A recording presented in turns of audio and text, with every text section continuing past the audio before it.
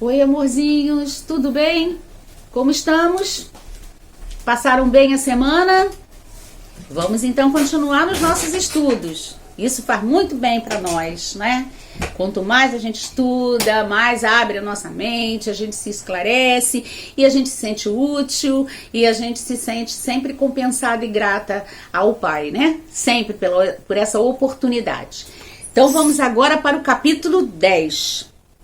Continuamos, né, conhecendo e procurando entender o funcionamento da colônia Nosso Lar. Então, o nome desse capítulo é No Bosque das Águas. Já falou-se sobre alimentação no capítulo anterior. Nesse capítulo, ele vai ser mais fundamentado na água, tá? Eu tô fazendo assim, né? Eu faço esse resuminho, mostro para vocês. A gente não lê o capítulo, porque senão ia ser cansativo, enjoado, moroso e arrastar. Nós fazemos esse resuminho dos pontos mais importantes do capítulo e depois eu passo para vocês referências, sempre dentro da codificação ou em livros que possuem o aval da codificação, tá? Então vamos lá, vamos continuar os diálogos entre André Luiz e Lísias. Aquele passeio para conhecer a colônia que nós estamos vendo desde o capítulo 8. Então, o Lísias informa para o André sobre o valor da água em nossas vidas e sobre a importância que ela tem para a colônia Nosso Lar. Sabemos nós que temos que agradecer todo dia a Deus pela benesse da água em nossas vidas. A água é importante para nós, tanto enquanto encarnados quanto enquanto desencarnados. Então, André Luiz e Lísias se dirigem ao grande reservatório de água. Aí, pela primeira vez, vai aparecer também uma citação interessante, que vai ser falado que eles se dirigem para esse reservatório de água a bordo do aeróbus.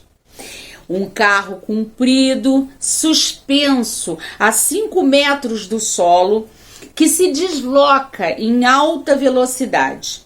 É um veículo em que a tração é feita por cabos acionados por motor e muito usado para vencer grandes distâncias de nível e de comprimento também. Eu acho que no filme Nosso Lar, né, foram primorosos na criação. Eu acho que se aproxima bastante. Então nós temos o filme como base para nós compreendermos como é esse veículo de comunicação lá no mundo espiritual que é citado na obra de André Luiz e em algumas outras subsequentes, tá? Então Lísias continua e descreve o Bosque das Águas como uma das mais belas regiões do Nosso Lar, com estradas largas, bancos confortáveis, luzes e árvores frondosas. Quer dizer, as pessoas também podem usar esse Bosque das Águas como um passeio, como um lazer, como para se energizar, buscar forças próxima à natureza e se purificar a sua alma com aquela beleza das águas. Todos nós sabemos como é lindo, né? Uma cachoeira, uma queda d'água, um lago, uma lagoa, uma praia. Isso tudo traz pra gente uma calma interior muito grande e uma gratidão ao nosso Pai. Então o rio azul, de grandes proporções, desliza em leito com margens bordadas com grama viçosa. Imagina como isso deve ser lindo. Informa que a água é de pouquíssima densidade, quer dizer, ela não é pesada, né? E que sua distribuição é feita pelo Ministério da União Divina. Claro, sendo um ministério de mais, né, projeção, de mais purificação, onde tem os irmãozinhos mais elevados e tudo, né? Então, é claro que eles teriam mais essa responsabilidade. Então, em Nosso Lar, a água é empregada como alimentação e remédio. Nós aqui também, certo? Também é alimentação e remédio. Então, no Ministério do Auxílio, aonde o André está, né?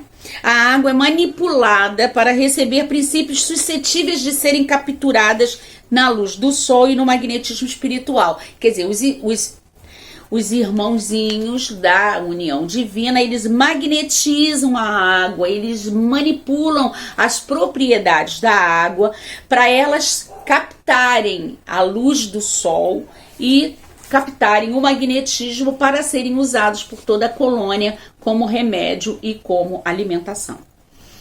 Lísias lembra que o Ministério da União Divina, de maior padrão espiritual, magnetiza as águas do Rio Azul para que sirvam a todos os habitantes de nosso lar. Relembra o significado da água para a vida, né?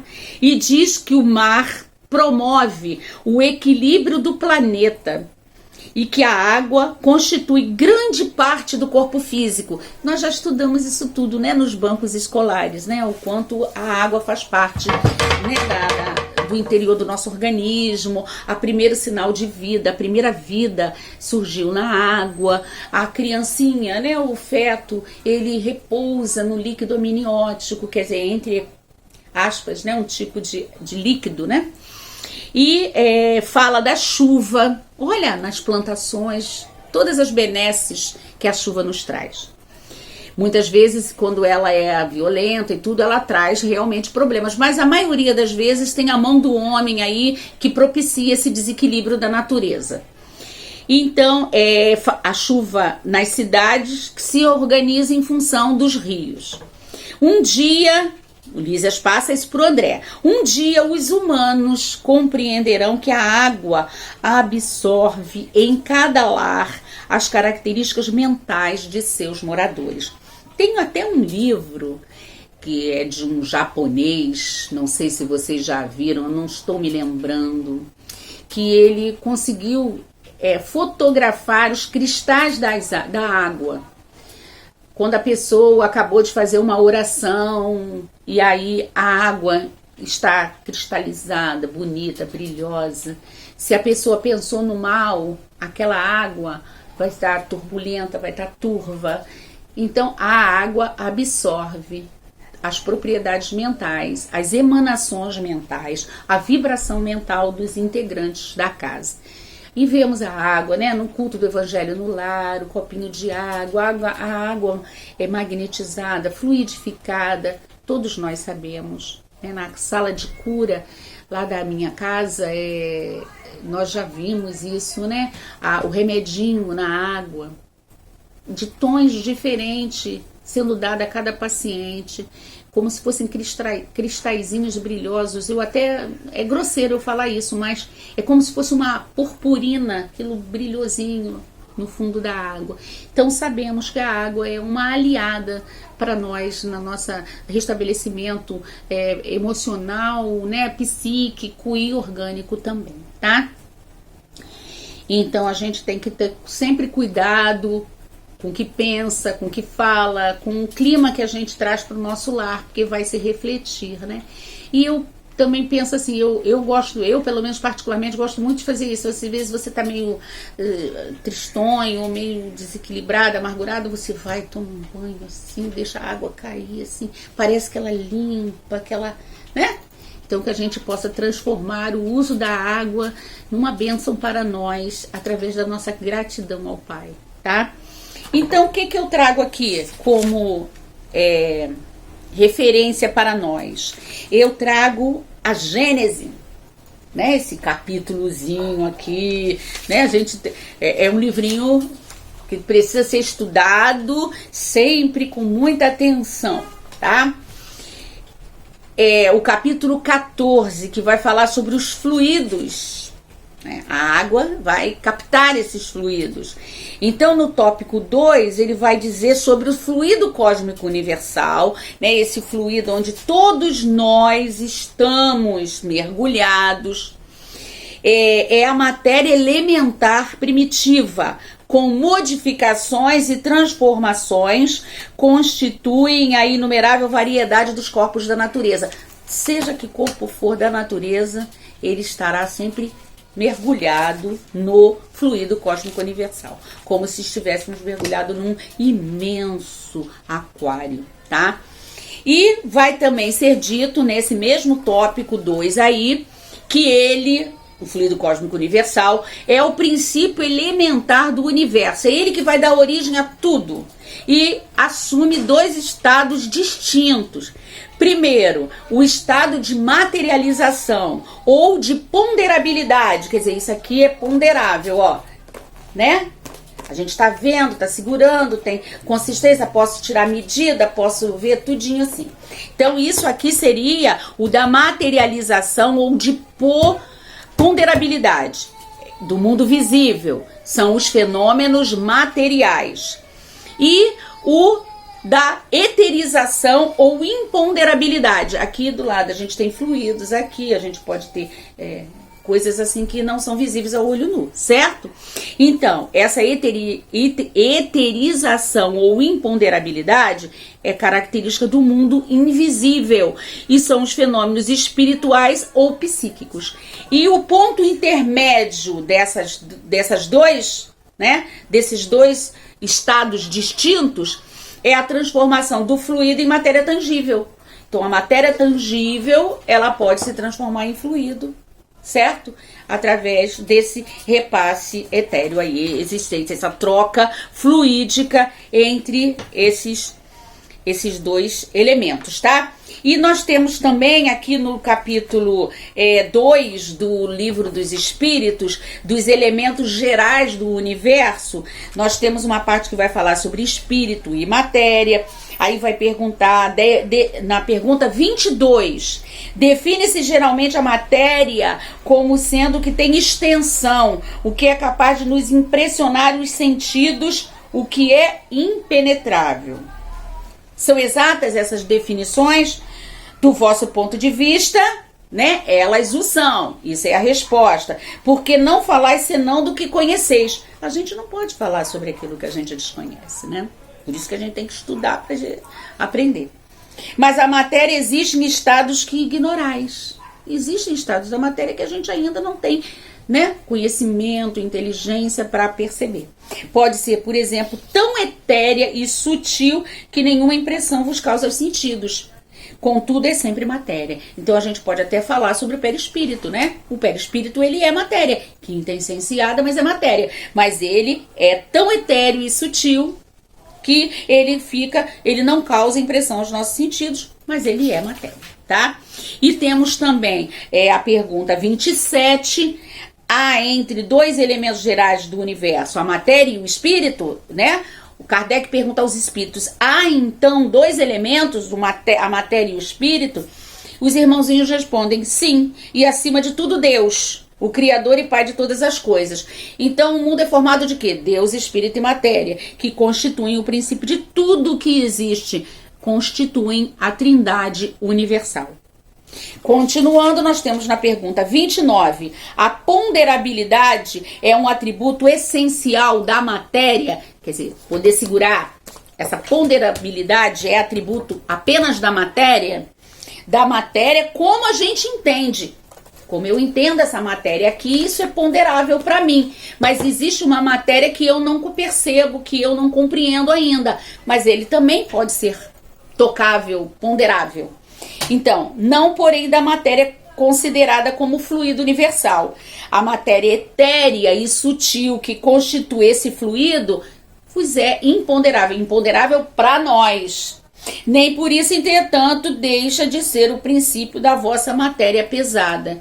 Quer dizer, elementos que a gente desconhece, que a gente ainda não tem capacidade de compreender, de ter acesso. Dia virá em que teremos. E ainda tem a pergunta 33. A mesma matéria elementar é suscetível de experimentar todas as modificações e de adquirir todas as propriedades? Sim, e é isso que se deve entender quando dizemos que tudo está em tudo, tudo interligado, né? Não tem lá passagem, não cai uma folha do céu, de uma árvore que Deus não tome conhecimento. Então, porque tudo está interligado, tudo age e reflete, é emissão e recepção, né? Então, só que tem coisas que nós somos limitados em questões de compreender. Uma outra coisa interessante que eu gostaria de deixar para vocês é desse livrinho aqui muito bom, Magnetismo Espiritual, do Michaelos, que ele vai falar um pouquinho sobre a água. Então, aqui na página 145, ele diz que a água é dos corpos mais simples e receptivos da Terra. É como que a base pura em que a medicação do céu pode ser impressa. Olha que coisa linda! Através de recursos substanciais de assistência ao corpo e à alma, embora em processo invisível aos olhos mortais. Não foi falado? Olha, vem coadunar aqui, ó. Não foi falado que lá no mundo espiritual a água é usada como remédio e alimento? Então, por quê? Pela sua capacidade de absorção, de absorver, né, esses fluidos que é a espiritualidade superior. Não falei sobre o remedinho lá na sala de cura? Tá vendo? E outra coisa aqui na página 147, que diz que a água é o agente da natureza que mais rápida e completamente absorve os fluidos. Daí o grande valor terapêutico da água magnetizada, tanto para as moléstias internas como para as externas, né? Então, ela absorve os fluidos, como foi dito aqui com relação à colônia Nosso Lar, que lá a União Divina, eles magnetizam a água, que a água absorve todos esses fluidos e é passado para a manutenção da colônia, para o abastecimento de toda a colônia. Maravilha, né, gente? Então eu espero que vocês tenham gostado aí e compreendido um pouquinho, porque a gente sabe que quando a gente pega um pouquinho na Gênese, a gente tem que se esforçar bastante para compreender, tá? Porque a gente tem que ter noções de química e tudo, então é um pouquinho complicado. Um beijo, meus amores!